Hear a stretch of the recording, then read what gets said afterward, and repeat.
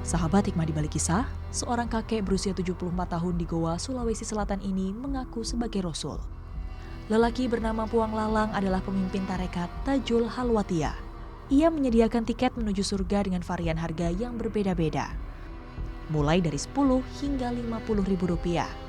Selain tiket surga, para jemaat yang jadi pengikutnya pun diwajibkan membayar zakat sesuai berat badan.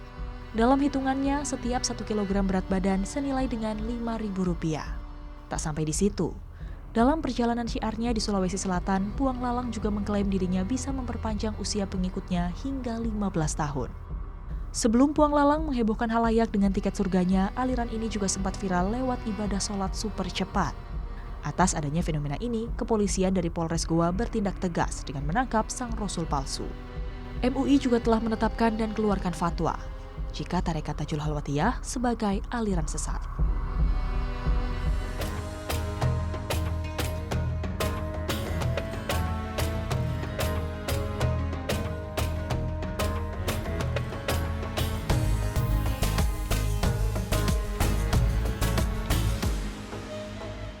Assalamualaikum warahmatullahi wabarakatuh. Selamat pagi, alhamdulillah sahabat hikmah, kita berjumpa lagi. Seperti biasa kali ini bersama saya Rahmah Hayuningdia dan sudah ada Ustadz Zaki Mirza bersama kita di sini. Ustadz, tadi kita sudah melihat sebuah tayangan fenomena nabi palsu. Wah, ini Ustadz yang bikin gak habis pikir.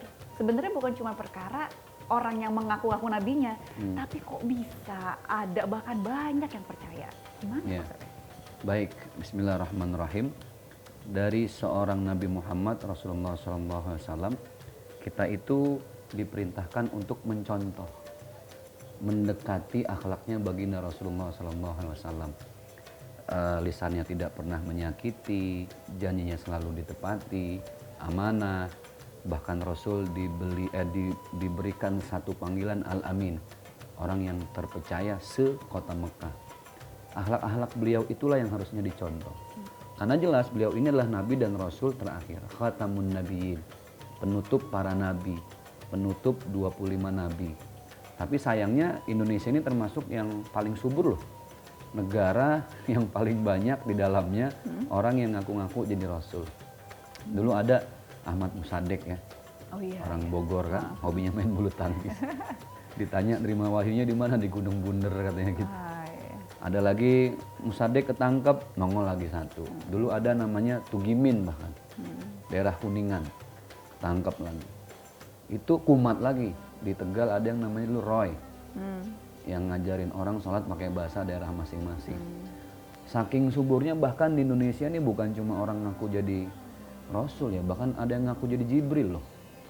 Wow. Ya kan? Kita anggap sama polisi, alhamdulillah polisi kita cepet lah. Mungkin satu-satunya polisi di dunia yang bisa nangkap Jibril ya polisi Indonesia ini, kan gitu kan. Tapi Jibril-Jibrilan. Jibril-Jibrilan, ini Jibril KW nih. Artinya memang ya ini sudah harga mati. Tidak ada Nabi dan Rasul setelah Nabi Muhammad SAW. Kita memahaminya dengan iman, ta'abbudi, taat. Nggak perlu dipertanyakan lagi kenapanya. Nah, cuman memang mendalami Islam itu tidak bisa hanya kulitnya saja. Yang orang sering lupa itu belajar agama Islam harus dengan sejarah-sejarahnya. Makanya Pak Karno bilang betul, jas merah, jangan sekali-kali melupakan sejarah. Karena belajar Islam tidak dengan sejarah, akhirnya taklidul a'ma, fanatik buta. Merasa paling benar, merasa ibadah saya paling soleh, merasa saya ahli surga. Karena dia nggak tahu sejarah apa kok yang membuat ada perbedaan tata cara sholat, ada perbedaan khilafiyah, walaupun pada akhirnya memang prinsip kita adalah satu dalam akidah, toleransi dalam ibadah. Nah, kalau belajar agama hanya kulitnya saja, akhirnya ya udah ngaku jadi Rasul, ngaku jadi menerima wahyu dan lain sebagainya. Hukumnya jelas dosa besar. Maka dari itu dalamilah Islam tidak hanya pada kulitnya saja. Tapi belajarlah sejarah, siapa Imam Syafi'i, siapa Imam Hambali, siapa Imam Hanafi, dan seterusnya. Gitu. Nah, kalau tadi tuh kita ngebahas, kayaknya sih sepintas kalau kita langsung ketemu sama orang yang ngaku-ngaku Rasul, kita kan pasti, nih orang kenapa ya, jangan-jangan dia ada sakit jiwa atau apa. Nah, itu buat kita. Iya. Tapi ternyata buat sebagian orang mereka percaya loh Pak Ustadz. Dan umatnya tuh banyak. Nah, apa yang terjadi kok bisa dia meyakinkan segitu banyak orang? Ini menandakan bahwa kita sedang darurat akidah nih. Ya kan ada darurat sipil gitu ya. Ini darurat akidah. Krisis guru, krisis mudabbir, murabbi. Banyak orang yang belajar pada guru yang salah gitu loh. Betul yang disampaikan oleh para ulama kita, ilmu itu tergantung siapa dan dari siapa kita belajarnya.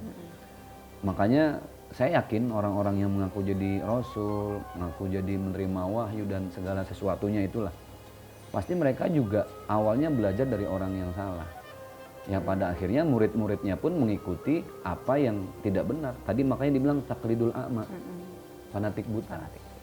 Maka harus ada pembenahan kurikulum yang lebih tepat ya. Kan kurikulum itu komprehensif, luas. Betul ketika dulu kita diajarkan pelajaran agama. Dan di kita dulu masih ada belajar namanya madrasah diniyah.